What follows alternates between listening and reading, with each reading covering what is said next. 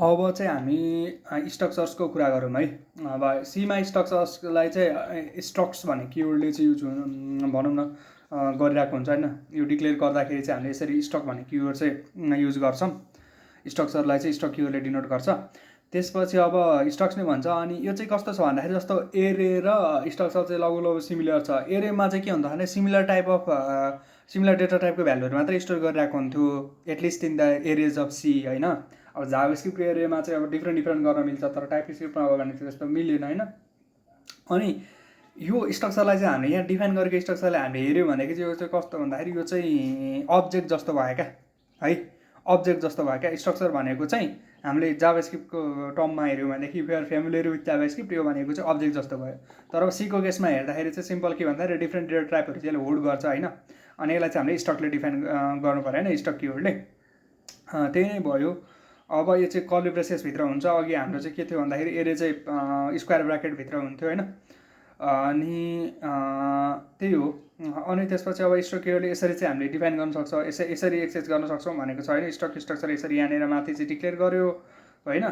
त्यसपछि गएर मेन मेथडभित्र चाहिँ के गरेको छ भन्दाखेरि यसरी स्ट्रक्ट अनि माई स्ट्रक्चर नेम अनि त्यसपछि S1 भनेर चाहिँ हामीले के गर्न सक्छौँ, अर्को चाहिँ के गरेको छ भन्दाखेरि यसरी चाहिँ युज गर्न सक्छौँ है त।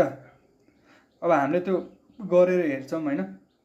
जस्तो चाहिँ यहाँनिर यो एउटा छ होइन, यसलाई के गरौँ भन्दाखेरि कसरी एक्सेस गर्ने भन्ने कुराहरू चाहिँ दिएको छ। एउटा फोल्डर बनाउँछु म STRUCTURES स्ट्रक्चर्स भनेर होइन।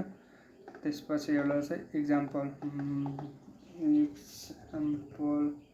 .c गरौँ। त्यसपछि गएर यसलाई कपी गर्छु मैले होइन। त्यसपछि यसलाई चाहिँ के गरौँ भन्दाखेरि रन गरौँ होइन। यसलाई रन गर्दाखेरि के छ भन्दाखेरि my number is 13 my letter चाहिँ अब यहाँनिर के गरेछ, यो चाहिँ स्ट्रक्चरलाई चाहिँ के गर्यो यहाँनिर डिक्लेयर गर्यो होइन। डिक्लेयर गरेर यहाँनिर के गर्यो भन्दाखेरि यहाँभित्र अब यो मेन मेथडभित्र त हामीले युज गर्नु पऱ्यो नि त होइन। यसरी माई स्ट्रक्चर S1 भन्ने चाहिँ के गर्यो भन्दाखेरि चाहिँ भेरिएबल डिफाइन गर्यो है। यो स्ट्रक्चर अनुसारको यो चाहिँ इन्टरफेस जस्तो भयो क्या, एउटा इन्टरफेस जस्तो भयो। यसले के होल्ड गर्न सक्छ भन्ने कुरा भयो। अनि S1 भन्ने भेरिएबलमा चाहिँ हामीले के गर्यौँ भन्दाखेरि यो स्ट्रक्चरलाई चाहिँ के गर्यौँ भन्दाखेरि डिफाइन गर्यौँ होइन। अब त्यसपछि अब हामीले चाहिँ के भ्यालु एसाइन गर्ने यसरी एसाइन गर्न सकिन्छ क्या। जस्तो S1 डट माइनम भनेर यो माइनम भन्ने यो भयो, माइनममा 13 एसाइन गर्यो। त्यसपछि माई लिटर भन्ने यो क्यारेक्टर डेटा टाइपको छ, यसरी गर्यो होइन। त्यसपछि गएर प्रिन्ट भ्यालुज गर्नलाई चाहिँ अब हामीले गर्दाखेरि चाहिँ अब यसरी S1 डट होइन, डटले चाहिँ के गर्छ, डट अपरेटर युज हुन्छ है। डट माई नम्बर अनि यहाँ के छ यसको उयो नेम होइन। यहाँनिर के डिफाइन गरेको छ त्यही अनुसार चाहिँ हामीले स्ट्रक्चरभित्र डिफाइन गरेको यो भेरिएबललाई चाहिँ हामीले के भन्छ यसरी एक्सेस गर्न सक्छौँ है। अनि यसरी एसाइन गर्ने भयो होइन।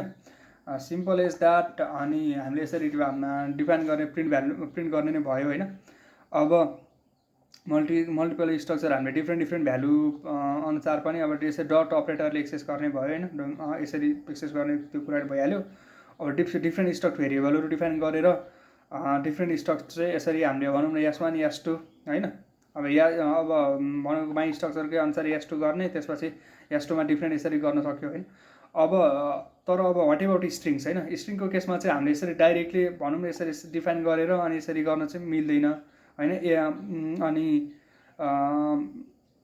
अब यसरी चाहिँ एरेमा हामीले डाइरेक्ट यसरी पास गर्न चाहिँ मिल्दैन। यसको लागि चाहिँ आइदर कपी गर्नु पऱ्यो अथवा चाहिँ यहीँनिर भनौँ न यहाँनिर यो डिक्लेयर गरिसकेपछि हामीले जहाँ डिफाइन गरेको थियौँ डिफाइन गर्दाखेरि नै हामीले त्यसरी पास गर्न सक्छौँ होइन। अब यहीँ पास गर्न चाहिँ सजिलो हुन्छ होइन।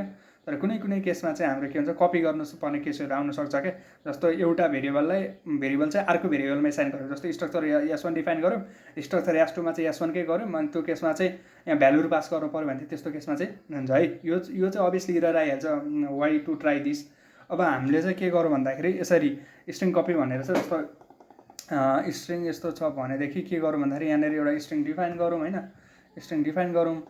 अब इरर अलरेडी आउँछ भने त्यसलाई अब रेप्लिकेट गरेर हेर्नु त जरुरी छैन होइन। हामीले तैपनि रेप्लिकेट गरेर हेर्न चाहिँ सक्छौँ होइन। अब जस्तो चाहिँ हामी के गरेको छ भन्दाखेरि यसरी एसाइन सम स्ट्रिङ यसरी भनेको स्ट्रिङ कपी भन्ने चाहिँ हाम्रो के थियो, हामीले फङ्सन पहिला चलाएर हेरिसकेका थियौँ होइन। अब यसरी गरिसकेपछि अब हामीले चाहिँ के गर्छौँ भन्दाखेरि प्रिन्ट गरिदिउँ होइन, प्रिन्ट स्ट्रिङ भ्यालु होइन। हामीले चाहिँ यसरी प्रिन्ट भ्यालु चाहिँ हामीले यसरी प्रिन्ट गरिदिउँ होइन। योलाई क्लियर गरौँ। स्ट्रिङ भन्नेमा हामीले के सेट गरेको छ, इन्क्लुड स्ट्रिङ डट एच। अब यसको लागि चाहिँ के भन्दा हामीले स्ट्रिङ फङ्सन चलाइसकेपछि चाहिँ के गर्नुपर्छ भन्दाखेरि हामीले हेडर फाइलमा यो पनि चाहिन्छ है त हामीलाई है। यसलाई क्लियर गरौँ, किनभने स्ट्रिङ कपी भन्ने गरेको थियौँ नि त हामीले, सम टेक्स्ट भनेको थियौँ। यसलाई पनि के गरौँ, यो भइसकेपछि यसलाई चाहिँ लाइन ब्रेक गरेर भनिदिउँ, यसलाई क्लियर गरौँ, अलिकति राम्रो देखियोस् होइन।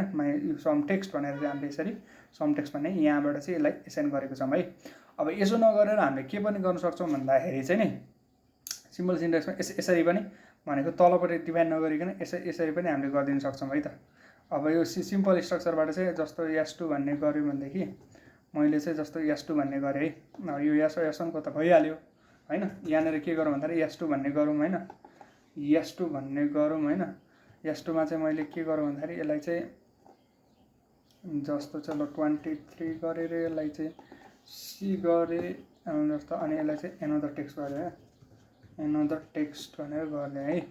यो गरिसकेपछि चाहिँ अब मैले यहाँ एक्सेस गर्नु पर्दाखेरि चाहिँ अब यसलाई प्रिन्ट भ्यालुहरू गर्दा चाहिँ जस्ट के गरिदिनु पर्यो, S2 ले चाहिँ गरिदिउँ है त।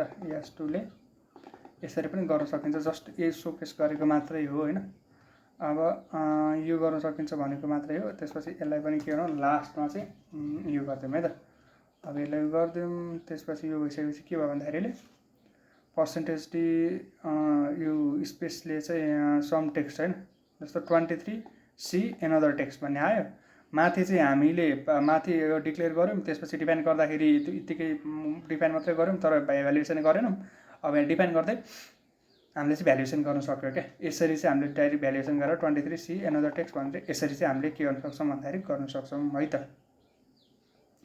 सिम्पल भयो। यसरी चाहिँ हामीले भनौँ न यसरी पनि गर्न सक्यो। अब कपी गर्नु पऱ्यो भनेदेखि अब त्यही डिफाइन गर्ने होइन, दुईवटा डिफाइन गर्ने, त्यसपछि S2 यसरी चाहिँ डिफाइन गर्न सक्यो क्या। जस्तो चाहिँ माइ स्टक S2 भन्ने चाहिँ अब यहाँनिर चाहिँ जस्तो S3 भन्ने गरौँ न त हाम्रो केसमा चाहिँ। जस्तो चाहिँ यहाँनिर मैले यहाँ S3 गरेँ भनेदेखि जस्तो S3 गरेँ होइन। S3 गरिसकेपछि अब यसलाई गर्नलाई के हुन्छ भन्दाखेरि चाहिँ यसको इक्जाम्पल हेरौँ। यसले त्यही नै प्रिन्ट गरेको छ होइन, कपी यसलाई नै गर्दै मैले। त्यसपछि गरौँ के भन्दाखेरि S3 मा चाहिँ हामी के गरौँ भन्दाखेरि S1 गरौँ होइन। S3 मा S1 एसाइन गरौँ, त्यसपछि अब S1 गरौँ, त्यसपछि के गरौँ भन्दाखेरि यसलाई पनि यो दिउँ होइन। यो गरिसकेपछि यसलाई क्लियर गरिदिउँ, यसलाई रन गरिदिउँ भनेपछि के हो, B13 B सम टेक्स्ट होइन माथि दिएको थियो। यसरी चाहिँ हामीले एसाइन गर्न सक्छौँ है। त्यो सिम्पल भइहाल्यो। अनि त्यसपछि अब मोडिफाई गर्नु पऱ्यो भनेदेखि चाहिँ यसरी नै मोडिफाई गर्न सक्छौँ होइन। जस्तो अब हाम्रो चाहिँ के हुन्छ, कुन बेला युज हुन्छ भन्दाखेरि चाहिँ नि जस्तो एउटा चाहिँ भ्यालु चाहिँ अर्कोमा एसाइन गर्यो भनेदेखि त्यो केसमा चाहिँ मोडिफाइड गर्नु भनौँ न। रियल वर्ल्ड इक्जाम्पलमा रियल वर्ल्ड केसमा चाहिँ त्यसरी होइन, यो भ्यालु कपी गर्दाखेरि चाहिँ हाम्रो भनौँ न मोडिफाई गर्नुपर्ने केस हुन्छ। जस्तो हामीले S3 मा भ्यालु गरेको थियो भन्दाखेरि हामीले यसलाई चेन्ज गरेर हेरौँ न त होइन। S3 मा हामीले चेन्ज गरेको थियो भनेदेखि चाहिँ S3 को भ्यालु चाहिँ अब यसरी चेन्ज गरी हेरौँ होइन। S3 राखौँ यसलाई होइन, S3 होइन, यसरी गरौँ होइन। अब C को ठाउँमा D गरिदिउँ होइन। हाम्रो C त S2 मा राखिसकेको छ। अनि त्यसपछि के गर्दा भन्दाखेरि यसले S3 लाई फेरि प्रिन्ट गरिदिउँ है त। त्यो भ्यालु चेन्ज गरिसकेपछि है यसरी हामीले प्रिन्ट गरिदिउँ है। अलिकति ल यसलाई अलिकति यो गरौँ, यसलाई फर्मेट गरौँ। यो भइसकेपछि हामीले फेरि यसलाई क्लियर गरेर प्रिन्ट गरौँ। अब हामीले चेन्ज भ्यालु आउनुपर्छ होइन। अब 30D समथिङ हुन्छ होइन। हामीले यसरी चाहिँ के गर्नु पर्छ, भ्यालु चेन्ज गर्दाखेरि यस्तै अब त्यो अब्जेक्ट डट अनि त्यसपछि के गरेर त्यसमा के भेरिएबल डिक्लेयर गरेको छ भेरिएबल अनि इक्वल्स टु गरेर यसरी चाहिँ हामीले भ्यालुएसन गर्न सक्छौँ है। भ्यालुहरू चेन्ज गर्न सक्छौँ है। यसरी चाहिँ भ्यालुहरू मोडिफाई गर्न सक्यो। अब स्ट्रिङको केसमा चाहिँ स्ट्रिङ कपी भन्ने फङ्सन चलाउनु पऱ्यो होइन। रियल लाइफ इक्जाम्पलको केस हेऱ्यो भने जस्तो चाहिँ अब कार भनेर डिफाइन गर्यो होइन। अब डिफ्रेन्ट जस्तो चाहिँ अब ब्रान्डहरू अब भनेको यो चाहिँ स्ट्रक्चर कस्तो केसमा युजफुल हुन्छ भन्दाखेरि अब कारको डिफ्रेन्ट प्रोपर्टीहरू एउटा चाहिँ इन्टिटी छ, त्यसको डिफ्रेन्ट अब्जेक्ट छ भने त्यो डिफाइन गरेको छ। जस्तो चाहिँ ब्रान्ड भन्ने एउटा के हुन्छ, यो स्ट्रिङ भयो, मोडल, त्यसपछि इयर होइन, यसरी गरेको छ। त्यसपछि car 1 car 2 car 3 BMW 4 Toyota भनेको छ। अनि त्यसपछि X5 मुस्ताङ, अनि त्यसपछि कोरोला होइन, यसरी चाहिँ डिफाइन गरेको छ। अनि इयर यसरी गरेको छ भने यसरी प्रिन्ट गर्न रियल भनौँ न रियल युज केस चाहिँ यस्तो हुन्छ है। अब यु क्यान ट्राई इट। यो सिम्पल नै छ, हामीले अगाडि एक्सप्लेन गरेको इक्जाम्पल अनुसारै हो, कुरा एउटै हो होइन। So simple is that,